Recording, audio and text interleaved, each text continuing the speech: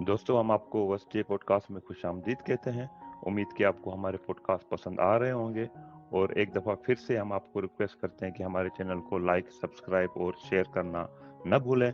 और आज का जो हमारा टॉपिक है वो है वर्टिकल फार्मिंग। दुनिया में जिस तरह जो नॉर्मल फार्मिंग है, जिसे हम हॉरिजॉन्टल फार्मिंग भी कह सकते हैं, उसके लिए जो रिक्वायरमेंट्स हैं पॉपुलेशन के हवाले से वो पूरी नहीं हो रही हैं। तो अब जो दुनिया है वो वर्टिकल फार्मिंग की तरफ जा रही है। इसका मतलब कि वर्टिकली जो फार्मिंग होगी वो कम एरिया में ज़्यादा जो है वो हार्वेस्टिंग की जा सकती है। और इस पर बात करने के लिए हमने जो टाइम लिया है वो हमने केशुलाल से टाइम लिया है, जो कि अभी इटली में वर्टिकल या फार्मिंग से रिलेटेड ही स्टडीज कर रहे हैं। तो केशुलाल, हम आपको खुशामदीद कहते हैं और बहुत बहुत शुक्रिया टाइम देने के लिए। अस्सलाम मस्जिद में वालेकुम। बिलिकाट। अस्सलाम वालेकुम। तो सबसे पहले जो सवाल है वो ये है दोस्तों, एक चीज़ मैं आपको बताता चलूं आगे चलने से पहले, कि हमने केशुलाल की जो पर्सनल लाइफ पर या पर्सनल जर्नी पर पॉडकास्ट किया है वो भी हम जल्द ही रिलीज करेंगे। मगर आज सिर्फ हम जो है वो वर्टिकल फार्मिंग पर बात करेंगे। तो हमारे दोस्त जो केशुलाल हैं वो हमें सबसे पहले ये बताएंगे कि वर्टिकल फार्मिंग होती क्या है। हाँ, वर्टिकल फार्मिंग तरतीब में पौधों को उगाने को कहते हैं। यानी ज़मीन की वर्टिकल एक जदीद ज़रूरी तरीका है जिसमें फसलों को उमदी या शेल्फों पर लगाया जाता है। ये तरीका ख़ास तौर पर शहरों में लेयर्स की सतह पर फैलाने की बजाय उन्हें ऊंचाई में तहों या फार्मिंग के इस्तेमाल में होता है। इंडोर में और कम ज़मीन वाले इलाकों में यूज़ किया जाता है। वर्टिकल फार्मिंग के अहम अज़्ज़ा जो हैं वो है control environment agriculture, artificial lightning, hydroponics, aeroponics और एक्वापोनिक स्टॉक लेयर में फार्मिंग। तो वर्टिकल फार्मिंग का मकसद इस तरह है कि एक तो डिफॉरेस्टेशन को कम करना और बार बार ज़मीन को यूज़ करके उसमें जो न्यूट्रिएंट्स की कमी हो रही है उससे छुटकारा हासिल करने के लिए हम इसको तह बाय तह प्लांट्स को ग्रो कराते हैं। जैसे कि आपके पीछे स्क्रीन में लगा हुआ है वर्टिकल फार्मिंग की ये स्केच जो भी है। तो इस तरह वर्टिकल फार्मिंग का एक तो ये है कि आप अपने घर में ही अंदर कोई आपका किचन है उसके पास आपके पास कोई शेल्फ है, आप वहाँ उगा सकते हैं, उनको ग्रो करा सकते हैं। आप रूफ टॉप पे करा सकते हैं। आजकल तो जैसे कराची बहुत बड़ी बड़ी बिल्डिंग्स हैं पाकिस्तान कराची के अंदर, तो वहाँ जो ऊपर का एरिया है रूफ टॉप, वो हर बिल्डिंग में तकरीबन या तो एसी के जो आउटडोर हैं उनसे घिरा पड़ा है, तो उस जगह भी हम वर्टिकल फार्मिंग कर सकते हैं। और वो सब्जियों और जो पत्तेदार फल हैं उनके लिए बहुत अच्छा है, वो अच्छा इजीली ग्रो कर सकते हैं वर्टिकल फार्मिंग। अच्छा ज़बरदस्त केशुलाल, ये आपने बड़ा ज़बरदस्त बताया और मैं इसको शायद थोड़ा सिंप्लीफाई करूँ कि जैसे अ, अ, अ, जहाँ ज़मीन ज़्यादा होती है तो घर भी बड़े-बड़े बनते हैं। जब बड़े शहरों में देखें कि ज़मीन कम होती जा रही है तो लोग बंगलोज़ की बजाय अपार्टमेंट्स करते हैं। तो इससे इससे ऐसे ही हम इसको कह सकते हैं कि ज़मीन को ऐसे हाँ हाँ हॉरिज़ॉन्टली उगाने से बेहतर है कि वर्टिकली उगाना चाहिए। तो ऐसे ज़मीनें समझो आप, ज़मीनों के अपार्टमेंट्स अब बनेंगे, जैसे मुझे समझ आ रही है। हाँ तो बिल्कुल। मुझे आपको एक चीज़ ऐड कर, हाँ, मैं एक हाँ, चीज़ जी, ऐड जी। करता चलूँ, इसमें जी, ज़मीन जी। यूज़ नहीं करते हम वर्टिकल हाँ, फार्मिंग इसमें में। ज़मीन यूज़ नहीं होती है। ठीक, ठीक। ज़मीन यूज़ नहीं, हाँ, तो ये यानी कि आपको मेरे हाँ, मेरे कहने का मकसद था कि यानी कि वो वर्टिकली सिर्फ जाएगी ज़मीन के एरिया बगैर। यूज होता है। हाँ। हाँ हाँ, बहुत कम स्पेस में आप ज़्यादा ग्रो करा सकते हैं। हुँ। अच्छा केशव, ये आप हमें बताइएगा कि ये समझा सकते हैं कि एक बेसिक वर्टिकल फार्म कैसे काम करता है? यानी हाँ, ऐसा है कि वर्टिकल फार्मिंग पहले तो आपके पास से 4 मेन कंपोनेंट होने चाहिए जो सेंसर ह्यूमिडिटी चेक करते हैं, और एक कंट्रोल्ड एनवायरनमेंट होना चाहिए कि उसके अंदर कोई पेस्ट या कोई भी कंटेमिनेशन ना हो, तो उसके लिए भी आपको देखना पड़ेगा। और उसके बाद आपके पास टेम्परेचर और कार्बन डाइऑक्साइड की जो लेवल है उसको मेंटेन करना होगा, क्योंकि वर्टिकल फार्मिंग में आप खुद प्रोवाइड करते हैं कार्बन डाइऑक्साइड प्लांट को बाहर से।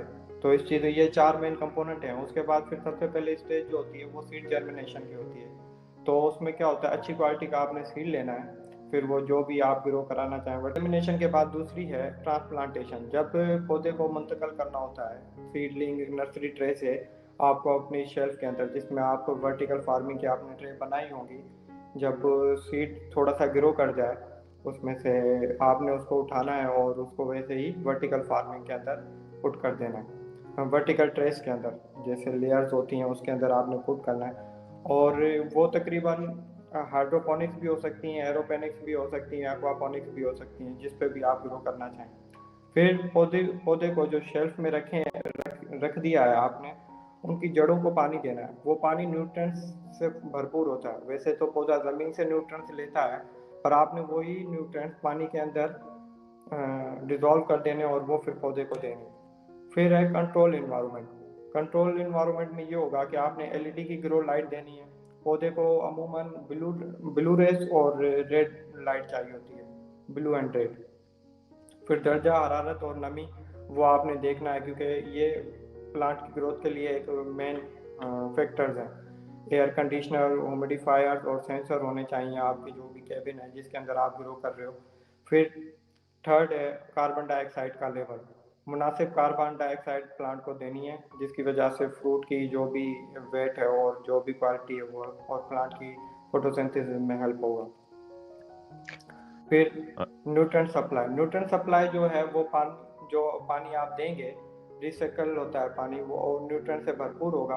तो उसमें एक तो बहुत सारे फायदे हैं, वो भी मैं आपको अगले सवाल में बताऊंगा, आप पूछेंगे तो, या मैं एंड कंक्लूजन में आपको बताऊंगा कि इसके फायदे में जो पानी है वो रिसाइकिल होता रहता है, तो आपको वो जो न्यूट्रिएंट है पौधे को हर वक्त मिलते रहते हैं। फिर पांचवा है ग्रोथ मॉनिटरिंग।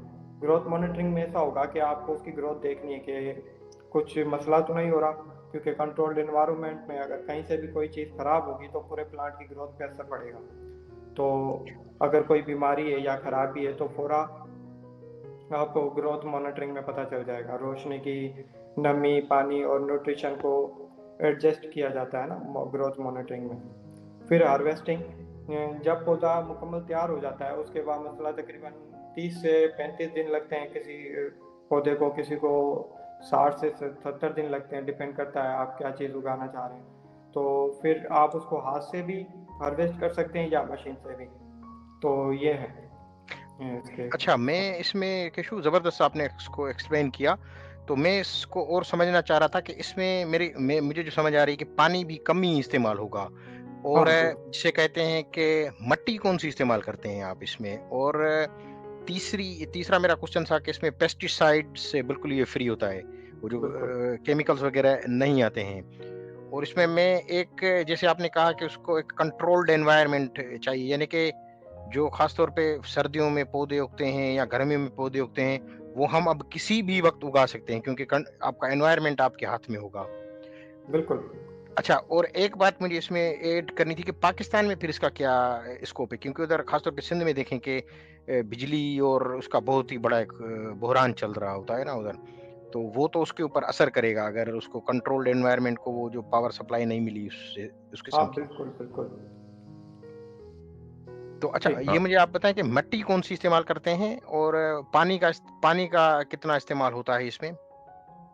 मट्टी जो होता है वो सब्सट्रैक्ट लेते हैं हम। मोस्टली जो आजकल यूज हो रहा है और वो हो रहा है कोकोनट कोर, जो वो कि क्या है? कोकोनट कोर जब नारियल के ऊपर जो कवरिंग होती है हुँ, हेयर हुँ। टाइप कार्ड, वो उसको हाँ, हाँ। ग्राइंड करते हैं और उसको फिर ऑटोक्लेव करते हैं। एक प्रोसीजर है पूरा कि उसके अंदर कोई भी बैक्टीरिया या कंटेमिनेशन ना हो। उसके बाद अच्छा। उसको वो ट्यूब्स में यूज करते हैं। वो सिर्फ सीडलिंग के तक करते हैं, क्योंकि 5 से 7 दिन उसमें रखते हैं। जब सीडलिंग से अच्छा। प्लांट ग्रो कर जाए, सीडलिंग की स्टेज आ जाए, तो वो फिर उसको उसमें से निकाल कर वर्टिकल फार्मिंग में मुंतकिल कर देते हैं, जिसको हम ट्रांसप्लांटेशन कहते हैं। तो कोकोनट कोर आजकल बहुत यूज हो रहा है वर्टिकल अच्छा, फार्मिंग में उसमें वो। फिर आप जब उसको 1 हफ्ते के बाद शिफ्ट करते हैं, तो वो फिर कौन-सी मिट्टी इस्तेमाल करते हैं? नहीं, तब भी कोई मट्टी नहीं, जस्ट ओनली रूट्स होती हैं जो ग्रो कर गई अ होती हैं रूट। फिर अच्छा, कोई रूट्स होती हैं। सब्सट्रैक्ट की जरूरत नहीं। हाँ, अच्छा, ज़बरदस्त। ठीक। फिर आप वो डायरेक्टली बस आपने पुट कर दिया अपने शेल्फ के अंदर जो आपने ट्रे बनाई हुई है वर्टिकल फार्मिंग की, और वो बेहतरीन ग्रो करेगा। हाँ, दूसरा बेहतरीन। पानी का था। पानी जो हुँ, है हुँ। वर्टिकल फार्मिंग में 90 से 75% जो है पानी की कमी होती है यूज़ करने की, क्योंकि इवापोरेशन का कोई होता नहीं, कंट्रोल टेम्परेचर है, इवापोरेशन से ही ज़्यादा पानी का लॉस होता है। तो वर्टिकल फार्मिंग में सिर्फ 5 से 10% पानी यूज़ होता है। अमूमन जो एक सब्जी है वो लेती है 400 से 200 लीटर पानी अच्छा। अमूमन। तो सिर्फ वर्टिकल फार्मिंग में आपको उसमें से 5 से 10% पानी देना होगा, और क्योंकि पानी रिसाइकिल हो रहा है, बार बार वही पानी रूट्स को लगा वापस रिसाइकिल हो रहा है, तो वो पानी इस तरह वापस आपने उसको प्यूरिफाई किया और न्यूट्रिएंट्स ऐड किए, अगर कम हो गए तो वापस वो रिसाइकिल हो गए। अच्छा, इसमें वो जो पानी आप बता रहे थे जिसमें न्यूट्रिएंट्स होते हैं, वो कोई स्पेशल पानी खरीदना पड़ता है या खुद उसमें कोई चीजें ऐड करनी होती है? वो आप नॉर्मल ऐड पानी? कर सकते हैं खुद भी, क्योंकि पानी की जो न्यूट्रन वाले की है उसकी कंपोजिशन है फास्फोरस, नाइट्रोजन और ये, तो वो केमिकल्स आप मार्केट में भी अवेलेबल है, बहुत सारी कंपनी है, प्लांट प्लेनेट नाम से या फॉर्म नाम से, तो वो आपको इजीली अवेलेबल है मार्केट में। सही, जबरदस्त। बहुत अच्छा। जिस तरह आपने ये बताया कि ये जो वर्टिकल फार्मिंग है, इसमें एक तो कंट्रोल्ड एनवायरनमेंट, दूसरा न्यूट्रिशंस वो भी आपके कंट्रोल, इसके अलावा जो भी आपने मेहनत की है वो कोई भी सैलाब या किसी भी ज्यादा बारिश वगैरह की तरफ की वजह से खत्म नहीं हो सकती। तो क्या मैं ये कह सकता हूँ कि ये जो फार्मिंग है वो जो नॉर्मल या क्लासिकल फार्मिंग है या ट्रेडिशनल फार्मिंग है उससे कई गुना ज्यादा बेहतर है, सिक्योर भी है और क्वालिटी में भी बेहतर है, क्योंकि न्यूट्रिशन जो भी आप दे रहे हैं वो भी कंट्रोल्ड है। और बाहर जिस तरह ये कंट्रोल इन्वायरमेंट है, तो जो बाहर से जो दूसरी चीजें जो भी हैं, बैक्टीरिया व्हाट एवर यू से, उनका जो अटैक होगा वो भी बहुत कम होगा। और इसमें जो जिस तरह मुझे नहीं पता क्या कहते हैं यूरिया वगैरह, वो भी यूज नहीं होगा, क्योंकि आप जो है वो खुद ही उसको कंट्रोल कर रहे हैं 100%। तो इसकी जो क्वालिटी होगी वो ट्रेडिशनल फार्मिंग से बहुत ही ज्यादा बेहतर होगी, अगर हम सेहत के हवाले से भी देखें। हाँ, ये आप कह सकते हैं प्योर ऑर्गेनिक होगा, क्योंकि इसके अंदर पेस्टिसाइड बहुत कम यूज होते हैं, होते ही नहीं, ना के बराबर है, पर मोस्टली काफी लोग उसकी ग्रोथ को और इनहांस करने के लिए केमिकल्स 5% यूज करते हैं बाय 100 से। तो पर वो भी नहीं यूज किए जा सकते हैं, उसके लिए आपकी ये है कि आप न्यूट्रिएंट, प्लांट्स को तो चाहिए ग्रोथ के लिए रोशनी, कार्बन डाइऑक्साइड और न्यूट्रिएंट्स, जो आप उसको ऑलरेडी प्रोवाइड कर रहे हैं। तो हम पेस्टिसाइड उस वक्त और फर्टिलाइजर उस वक्त जमीन में ऐड करते हैं जबकि वहाँ कोई खतरा हो, कोई पेस्ट आ रहा हो, पैथोजन का हमें पता हो कि पैथोजन के लिए हम डालते हैं वो। और फिर फर्टिलाइजर भी इस तरह, जब सॉइल की फर्टिलिटी है वो कम हो जाए तो हम उसको अपनी तरफ से फर्टाइल करने के लिए उसमें न्यूट्रिएंट ऐड करते हैं in the form of DDT, जो कि बहुत खतरनाक पेस्टिसाइड है, और यूरिया, इस तरह। तो वो जब प्लांट उनको इंटेक करता है, वो प्लांट की बॉडी में होते हैं, जब वहाँ हार्वेस्ट करने के बाद एनिमल उसको लेता है या ह्यूमन डायरेक्ट उसको ईट कर रहा है, तो उसके बाद वो हमारी बॉडी के अंदर आ जाते हैं। फिर उससे क्या हो रहा है, इन द एंड कैंसर और डिफरेंट तरह की बीमारियां के नतीजे हमें देखने को मिल रहे हैं बहुत सारे आजकल। ये एक कंसर्निंग मैटर है इस वक्त के, जो यूरिया और ये डीडीटी पेस्टिसाइड यूज़ कर रहे हैं, तो उससे न्यूरॉन्स पे बहुत असर पड़ रहा है, क्योंकि बहुत सारे फ्लोराइड्स हैं जो कि बहुत जल्दी असर कर रहे हैं इस तरह के। अच्छा, हाँ, जुरान आप सॉरी अब्दुल्ला, तो जब आपने ये एक वर्ड कहा ऑर्गेनिक फार्मिंग, तो दोस्तों को सिर्फ ये बताते चलें कि जो ऑर्गेनिक है उसका मतलब ये होता है कि उसमें जो मतलब कि आर्टिफिशियल वो हैं, केमिकल्स हैं, वो यूज नहीं होते, जो भी चीज हो रही है वो नेचुरली हो रही है 100%, अगर मैं ठीक हूँ तो। नहीं, बिल्कुल ये सही है। तो इसके हवाले से सिर्फ एक सवाल ये भी उठता है कि जिस तरह ये वर्टिकल फार्मिंग है, इसको जो भी हम चीजें प्रोवाइड कर रहे हैं कंट्रोल एनवायरनमेंट के अंदर, तो नेचुरल जो चीजें होती हैं उनका प्रोसेस डिफरेंट होता है। तो कुछ ऐसी चीजें हैं जो हम मिस भी कर रहे हैं, जिस तरह हमने कहा कि न्यूट्रिशन हम अच्छी तरीके से ले रहे हैं, पानी अच्छा मिलेगा, क्वालिटी अच्छी होगी, कुछ ऐसा ड्रॉबैक्स भी हैं जो वर्टिकल में नहीं है मगर नेचुरल फार्मिंग में हमें वो मिलते हैं। कुछ मतलब कि हम वो कहते हैं ना कि लेन और देन का सौदा है, तो अगर हम यहाँ पर इतना गेन कर रहे हैं तो हम लूज क्या कर रहे हैं? नहीं, लूज का कोई नहीं, इसमें ये है कि लूज का एक ये आप कह सकते हैं कि ये बड़े लेवल पे नहीं है। आप इंडस्ट्रियल लेवल पे आप इसको नहीं कर सकते हैं कि जैसे मार्केट में सप्लाई करें बाकायदा।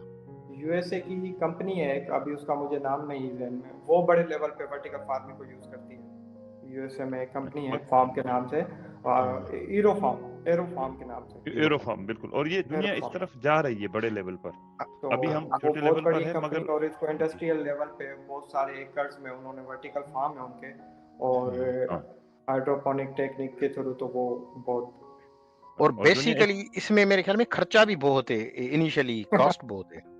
हाँ, मगर अब डिफरेंट एनजीओ बहुत सपोर्ट कर रही हैं इस चीज़ को, क्योंकि ज़मीन की जो लाइफ है हम कह सकते हैं वो बहुत कम होती जा रही है ड्यू टू क्रॉप रोटेशन है नहीं। किसान चाह रहा है कि वो जिस फसल की डिमांड है मैं उसी को ही उगाऊं और उसी को ही सेल करूं। तो सस्टेनेबिलिटी के लिए आपको क्रॉप रोटेशन करनी है, ये लाजमी, पर वो आजकल नहीं कर रहे क्योंकि हमारे पास कोई देखने वाला है नहीं। तो उससे न्यूट्रिएंट्स की जो कमी है, सॉइल की फर्टिलिटी पे बहुत असर पड़ रहा है।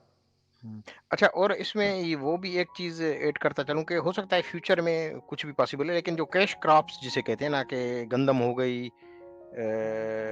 शुगर केन यानी कि वो कमंद जिसे कहते हैं वो गन्ना, भी, गन्ना। गन्ना गन्ना शुगर, कहते हैं, वो हो गया। और अपना चावल वो नहीं हो सकते, सारी चीज़ें बोलते हैं हम लोग। तो ये इस जो कैश क्रॉप उसको हम ऐसी बेसिकली बोलते हैं ना, तो वो अभी पॉसिबल नहीं होंगे मेरे ख्याल में इस हाँ सिचुएशन अभी, में। हाँ कंट्रोल्ड इन्वायरमेंट है, क्योंकि इसमें हो सकती है आप बहुत कम लेवल पे कर सकते हैं, पर वो इतना है कि आप स्वीडन जैसे शहर में पूरे कंट्री में सबको आप नहीं दे सकते। स्टॉकहोम 1 करोड़ की पॉपुलेशन है, 10 मिलियन की, तो सबको नहीं दे सकते। तो इस तरह उसमें ये है कि आप अपने लिए ग्रो कर सकते हैं। जैसे कि आजकल स्वीडन में इस चीज़ का बहुत रिवाज है, वर्टिकल फार्मिंग का। पहले तो एक कहावत है कि अमीरों की इजाद है और अमीरों के लिए है, और बड़े शहरों और तरक्की याफ्ताओं के लिए वर्टिकल फार्मिंग के लिए। तो अच्छा। ये गरीब के बस की बात नहीं है। पर अब एनजीओज और लो कॉस्ट मॉड्यूल बहुत सारे आ गए, छोटे से डब्बे आप वर्टिकल फार्मिंग उगाएं, जिस तरह के वो कोई भी कैबिन ओवन टाइप, आप उसमें थोड़ा सा मिंट और बेसिल ग्रो कर सकते हैं इजीली। अच्छा, इसमें मेरे ख्याल में वो जो होता था स्पिनच जिसे कहते हैं, वो बंदा उगा सकता है, टमाटर, पोटैटोज। हाँ बिल्कुल, बट और टमाटोज तो बहुत वर्टिकल फार्मिंग में। हाँ, टमाटो अलग क्वालिटी के, क्योंकि स्ट्रॉबेरीज आजकल जो हो रही हैं वर्टिकल फार्म, बेरीज वाले जितने भी हैं, तो अच्छे टमाटो होंगे इसमें। यानी कि इस ऐसे कह सकते हैं कि अगर कोई एक मिडिल जो क्लास छोटे फैमिली पौधे अपने, हैं, हाँ, हाँ, अपने घर के लिए किचन बनाए, तो उसकी सप्लाईज उधर से उसको आ सकती हैं, यानी कि रोजाने की हाँ बुनियाद पे वो बिल्कुल अपनी आ नीड्स सकते को, हैं। अपना वो रिक्वायरमेंट्स उसको पूरा कर सकता है उधर। हाँ बिल्कुल, जितना एक एक होम के लिए अगर उसमें 7 से 8 पर्सन है, तो वो एक 5 मीटर की हाइट का कैबिन में ग्रो कर सकते हैं इजीली। वो घर पूरा उस पर टमाटो, चिली और मिंट, बेसिल, धनिया, जो भी इस तरह हाँ। का वो ग्रो इजीली कर सकते हैं। और आपने देखा होगा अब्दुल्ला, यहाँ पर स्वीडन में अगर आप ग्रोसरी स्टोर पे जाते हैं, एक तो आपको धनिया और पुदीना वगैरह ऐसे खुला भी मिलता है, मगर एक पौधों में भी मिलता है। आप वो हाँ पौधा बिल्कुल। ले आए, अपना उसमें ही वास में रख दें, थोड़ा बहुत उसका ख्याल करते रहें, तो वो फिर 2-3 दिन के बाद फिर इतना हो जाता है, फिर उसी से ही आप निकालें, अपने घर में इस्तेमाल करें, फिर दूसरा जाके खरीदने की जरूरत नहीं है। तो सही ये सही। भी यहाँ पर है, बहुत कॉमन लोग करते हैं। अच्छा केशुलाल, ये आप हमें बताएं कि लोगों को बड़ी गलतफहमी क्या है अपना वर्टिकल फार्मिंग को लेके आजकल, अगर आपको कुछ है ज़हन में तो। हाँ हाँ बिल्कुल, ये दुरुस्त है कि वर्टिकल फार्मिंग का आगाज जो हुआ वो बड़े लोगों के लिए हुआ और छोटे शहरों या देहाती इलाकों के लिए नहीं है। मगर अब ये मुमकिन है कि ये स्कूलों तक, कॉलेजों तक ये टेक्नोलॉजी पहुंच चुकी है। कि अब क्योंकि बड़े लोगों के लिए इस तरह हो सकता है कि उस वक्त बहुत महंगी थी जब ये स्टार्टअप हुआ इसका, पर अब उसमें भी बहुत सारी चीज़ें आ चुकी हैं जो कि हर जगह आप उसको यूज़ कर सकते हैं। गरीब भी, मिडिल क्लास लोग अपने लिए यूज़ कर सकते हैं। कम जगह वाले इलाकों में हो सकती है अब यूज़। पहले तो इस तरह था कि जहाँ, जैसे कि स्वीडन, जहाँ के बहुत ज़्यादा टेम्परेचर लो होता है इन होल द ईयर, तो वहाँ एक मॉडरेट टेम्परेचर चाहिए होता है प्लांट की ग्रोथ के लिए, तो उन इलाकों के लिए। पर ये है कि अब बहुत ज़्यादा टेम्परेचर फ्लक्चुएट हो रहा है हर जगह क्लाइमेट चेंज की वजह से, तो ये आप कहीं भी यूज़ कर सकते हैं। ये है कि दूसरा ये है कि रूफ टॉप लाजमी नहीं है कि आप इसको एक कैबिन में ही ग्रो करें। आप जो मिडिल क्लास हैं, जो अफोर्ड नहीं कर सक रहे, वो अपनी छतों के ऊपर वर्टिकल फार्मिंग कर सकते हैं। पर यह है कि उसको आपको देखभाल ज़्यादा करनी पड़ेगी, तो और रूफ टॉप पे पॉसिबल है कि ये मिडिल क्लास लोग जो भी हैं वो कर सकते हैं। दूसरा ये है कि इसकी जो लागत है वो बहुत ज़्यादा है, ये है कि गरीब आदमी इसको अफोर्ड नहीं कर सकता। पर अब लो टीच मॉड्यूल आ गए हैं, दस्तियाब है मार्केट में, जिस तरह भी मार्ट हैं उनके अंदर जो सोलर एनर्जी पे चल रहे हैं। तो एक प्लेट लगी हुई है छोटी सी साथ में, और एक छोटा केबिन है जो कि लो टीच मॉड्यूल्स उनको कहा जाता है, और वो इजीली आप अवेलेबल कर सकते हैं। अच्छा, उसके पाकिस्तान अलावा में, ये, जी, हाँ बताएं जी। हाँ, उसके अलावा ये है कि वहाँ बिल्कुल पाकिस्तान में भी है, और जिस तरह हमारे पास इटली में तो बहुत सारे हैं, मिलान में इसका बहुत बड़ा काम है प्लेनेट फार्म के नाम से, और जैसे मैंने आपको जर्मनी में बताया, वो यूएसए का बताया यूरो फार्म, और जर्मनी में भी इन फार्म के नाम से, और अर्बन फार्मिंग में बहुत वर्टिकल फार्मिंग यूज हो रही है कि जिन इलाकों में पॉपुलेशन ज़्यादा है और स्पेस कम है, तो आप डिफॉरेस्टेशन करने की बजाय और ज़मीन यूज़ करने की बजाय आप घरों में यूज़ करें। जब आपने बिल्डिंगें तो बना दी हैं बहुत बड़ी बड़ी, आप इंडोर उसमें प्लांटेशन कर सकते हैं, ज़रूरत के मुताबिक आपने टमाटो, बेसिल, लेट्यूस, स्पिनच, इस तरह के आप ग्रो करें। आप अपनी पूरे सीज़न की सब्जियां आप अपने इंडोर से ले सकते हैं, आपको बाहर से अच्छा, खरीदने की जरूरत नहीं। अच्छा, पाकिस्तान में इसका मुस्तकबिल आप कैसे देख रहे हैं? और आप इधर स्वीडन आए थे, मुझे याद है, एक स्टडी कोर्स पे, तो इस सारे को एक ट्रायंगुलर को हमें बताएं कि स्वीडन में आपने क्या देखा, इटली में क्या कर रहे हैं, और इसका इसका जो अपना पाकिस्तान में मुस्तकबिल क्या है? हाँ, पाकिस्तान में भी प्राइवेट कंपनी है एक दो जो आजकल काम कर रही हैं अभी, क्योंकि वो स्टार्टअप है, वो सैलेड अब सप्लाई करती है मार्केट में, जो कि वर्टिकल फार्मिंग से ग्रो किया हुआ है। अच्छा, तो इस तरह के स्वीडन बहुत डेवलप है, स्वीडन ने बहुत तरक्की की हुई है, और अर्बन फार्मिंग में स्वीडन बहुत आगे, क्योंकि ये एडवांस लोगों के लिए जैसे बता चुके हैं कि उनके लिए, और उन्हीं उन्हीं ने अपने लिए किया है ये जो भी उन्होंने बनाया है प्रोजेक्ट। और तो ठंड की वजह से भी, क्योंकि ये हाँ, जरूरत भी ठंड की थी। वजह से, और क्योंकि स्वीडन में क्रॉप जितनी भी हैं वो सारी एक्सपोर्ट होती हैं, बाहर से ही आती हैं। इंपोर्ट और एक्सपोर्ट का जो है उनका बहुत इस चीज़ में, और वहाँ बहुत ज़्यादा कॉस्टली हैं वेजिटेबल्स, और जितने भी आपने देखा होगा 50 फिर 500 ग्राम जो स्ट्रॉबेरी है वो मिल रही है आपको 7 से 8 यूरो में स्वीडन में, तो ये बहुत ज़्यादा है। तो और वही सेम स्ट्रॉबेरी आपको यहाँ 2 यूरो में मिल हाँ, जाएगी इटली में। इटली में, हाँ, ओके, हाँ, क्योंकि आपने स्वीडन वो, में, आपने जी, पिज्जा का भी बताया था ना कि यार इधर स्वीडन में पिज्जा बहुत महंगा है, इटली में तो बहुत सस्ता है। हाँ, इटली में अगर आपको कुछ सस्ता खाना हो तो आप पिज्जा पास्ता खा लें, आपको हाँ, 3.5 यूरो में, 4 यूरो में, ये 5 यूरो ये में आपको आपने महंगे का मिलेगा। ये आपने दिल की बात की है, और अच्छा मौका है पाकिस्तानियों को सुनाने के लिए कि स्वीडन बहुत महंगा है। महंगा है, हाँ। स्वीडन बहुत ज़्यादा महंगा है, और इस सोसाइटी में अगर 2 कमाने वाले नहीं हैं, तो आप हार्डली जो है वो अपना घर चला सकते हैं। हाँ, मैं समझ अच्छा जी, गया। हाँ, अगर अगर हम ये कहना चाहें कि अगर इस पूरे को कंक्लूड करें, जो आपने हमें बातें बताई, तो उसमें ये है कि जो वर्टिकल फार्मिंग है, उनके अगर फायदे जो मैं समझ सका हूँ अपना इस पूरे डिस्कशन में, जिसे कि सबसे बड़ा फायदा कि कम स्पेस में ज्यादा पैदावार, बिल्कुल, पानी की ज्यादा बचत अप टू 90%, ठीक है, और क्लाइमेट कंट्रोल्ड इन्वायरमेंट, इसका मतलब है कि क्वालिटी जो है वो ज्यादा बेहतर होगी। इसके बिल्कुल, अलावा नो या बिल्कुल ही कम पेस्टिसाइड्स का इस्तेमाल, केमिकल्स का, और सप्लाई चेन शॉर्ट होती है क्योंकि आप जो है वो बिग सिटीज के अराउंड ही वो ग्रो कर रहे हैं। और इसके अलावा सबसे बड़ा फायदा डेफिनेटली, अगर पाकिस्तान में वर्टिकल फार्मिंग इंडस्ट्रियलाइज होती है, तो जो है वो ज्यादा रोजगार के मौके भी पैदा होंगे। मगर इसके साथ साथ जो थोड़ी बहुत डिसएडवांटेजेस हैं वो भी ये है कि इनिशियली कॉस्ट बहुत ज्यादा चाहिए, और एनर्जी कंजप्शन जो है, जिस तरह पाकिस्तान जैसे मुल्क हैं उनके लिए बहुत बड़ा चैलेंज है, क्योंकि एनर्जी कंजप्शन जो वर्टिकल फार्मिंग में है वो ज़्यादा होगी, और हर क्रॉप जो है वो सुइटेबल नहीं हो सकता, क्योंकि फिर आपको इन्वायरमेंटल जो कंट्रोल इन्वायरमेंट है वो चेंज करना पड़ेगा। तो सबसे पहले आपको डिसाइड करना पड़ेगा कि आपने फार्मिंग किस चीज़ की करनी है, उसके हवाले से ही फिर आपने वो पूरा डिज़ाइन करना है। और इसके साथ साथ, हाँ, वर्टिकल फार्मिंग के लिए में भी टेक्निकल एक्सपर्टीज की भी ज़रूरत पड़े, और हाँ, तो ये सारी चीजें जो मैं पूरे डिस्कशन से समझ सकता हूँ। हाँ, पाकिस्तान में 2 प्रोजेक्ट चल रहे हैं इस वक्त वर्टिकल फार्मिंग पे। एक एग्रीकल्चर रिपब्लिक के नाम से कराची के अंदर उन्होंने स्टार्टअप लिया है, अर्बन एग्रीकल्चर स्टार्टअप के नाम से।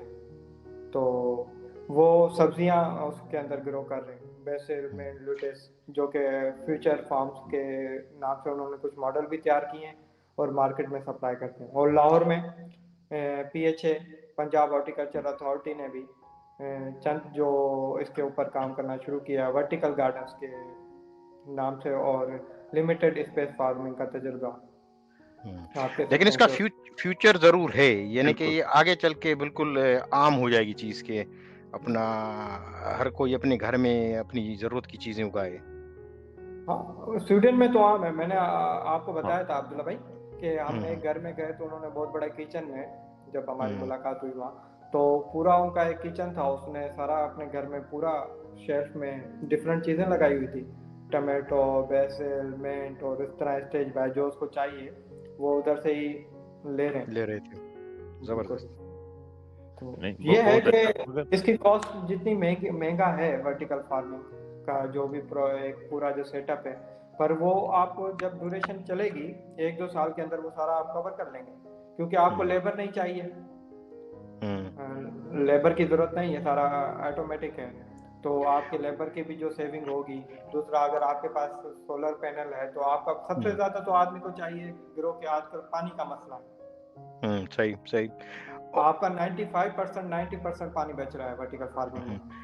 और अगर ये मेरे ख्याल में एक्सेस में अगर प्रोडक्शन होती है तो आप बेच भी सकते हैं, हाँ, आपकी जरूरत से स्वीडन ज्यादा में अगर चीज है तो आप बेच भी सकते हैं। हाँ, लिडल में आप देखें, लिडल कोनाप जो भी आपके वहाँ उधर है स्वीडन में, तो उधर तो सारा जो ये लेटेस्ट वगैरह ये सारा वर्टिकल फार्मिंग का है। सही। उधर तो कोई वो जमीन वाला फार्मिंग वाला है नहीं, कोई ट्रेडिशनल फार्मिंग। वहाँ जहाँ जो भी सलाद है या ये टमाटोज वगैरह वर्टिकल फार्मिंग से आ रहे हैं, पूरे स्टॉक जबरदस्त। उनको जो भी सप्लाई हो रही है वर्टिकल फार्मिंग की।